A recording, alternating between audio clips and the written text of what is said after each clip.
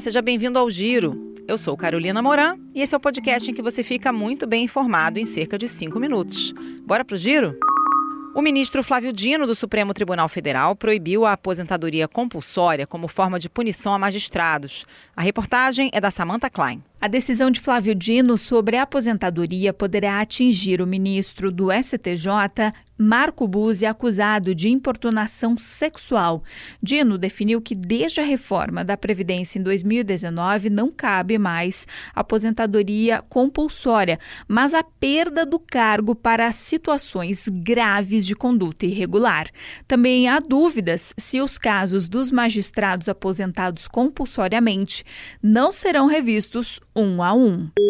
Em meio à crise de confiança do STF, o ministro Edson Fachin, presidente da Corte, afirmou que juiz deve ter comportamento irrepreensível na vida pública e privada. Durante uma aula magna, ele destacou a importância da rejeição de presentes, benefícios ou vantagens e afirmou que o magistrado deve atuar de modo a preservar a honra, a dignidade e a independência da função jurisdicional. No meio político, aumenta a expectativa em torno de uma possível delação do banqueiro Daniel Vorcaro.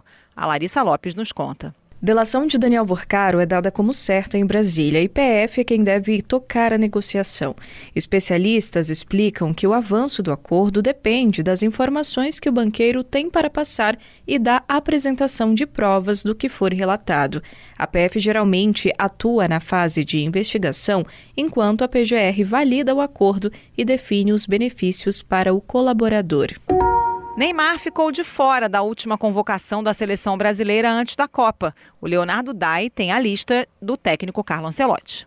A convocação do Brasil para os jogos contra a França, dia 26, e Croácia, dia 31, tem 5 nomes que nunca jogaram uma partida pela seleção. O zagueiro Léo Pereira, do Flamengo, os meias Danilo, do Botafogo, e Gabriel Sara, do Galatasaray, e os atacantes Ryan, do Bournemouth, e Igor Thiago, do Brentford. Além disso, os zagueiros Bremer, da Juventus da Itália, e Ibanhas, do Al Ahly da Arábia Saudita, e o atacante Endrick, do Lyon, foram convocados pela primeira vez pelo técnico Carlo Ancelotti. O goleiro Alisson, o lateral esquerdo Douglas Santos e o atacante Rafinha voltam após perderem a última convocação, lesionados.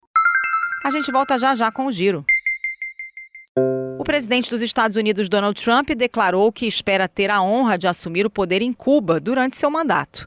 O presidente cubano, Miguel Díaz-Canel, reconheceu na sexta-feira que ambos os governos estão em negociações, em meio a um bloqueio quase total imposto por Washington ao fornecimento de petróleo bruto a Cuba, que sofre com apagões generalizados. Sobre o conflito no Oriente Médio, Donald Trump disse não saber se o novo líder supremo do Irã está vivo e fez críticas a aliados. A Nadédia Calado nos atualiza. No 17º dia de conflito no Oriente Médio, Estados Unidos e Irã negaram as intenções de negociar, mas fontes dizem que um canal diplomático foi reaberto. Donald Trump levantou questionamentos sobre o novo líder supremo iraniano, que ainda não apareceu em público, e reclamou da falta de apoio da Europa para reabrir o Estreito de Hormuz.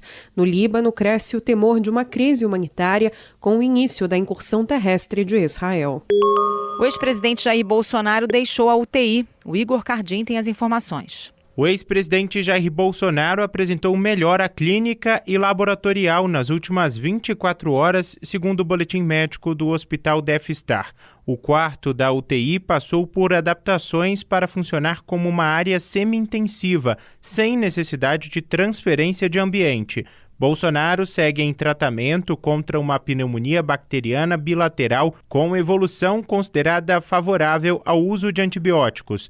Ele também continua realizando sessões de fisioterapia respiratória e motora durante a internação. A Receita Federal divulgou as regras para o imposto de renda deste ano. O Felipe Igreja traz os detalhes. A declaração do Imposto de Renda 2026 começa a ser entregue na semana que vem e vai até o dia 29 de maio. A Receita reduziu os lotes de restituição e espera pagar até 80% dos contribuintes, no máximo até o segundo lote em junho. A declaração pré-preenchida estará disponível desde o início do processo e haverá agora um campo específico para declarar os ganhos obtidos com bets. A Procuradoria-Geral da República denunciou autoridades do Rio de Janeiro por suspeita de vazar informações sigilosas para o Comando Vermelho. A reportagem é do Diogo Bugalho.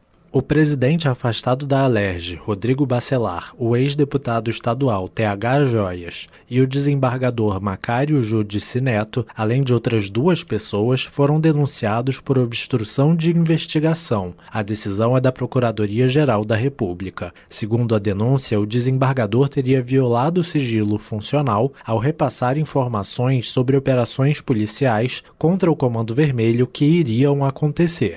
Uma delas teve como alvo o próprio TH Joias. Para saber mais sobre as notícias que você ouviu aqui no Giro, acesse cbn.globo.com ou o aplicativo da CBN.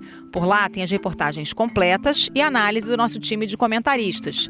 Se você está gostando do nosso Giro, aproveite para seguir a gente no Spotify ou no Amazon Music, favoritar no Deezer ou no aplicativo da CBN, assinar no Apple Podcast e se inscrever no YouTube Music ou no Castbox. Assim você recebe uma notificação sempre que tiver um episódio novo. E se puder, dá 5 estrelas para a gente no Spotify para dar aquela força. Até o próximo Giro!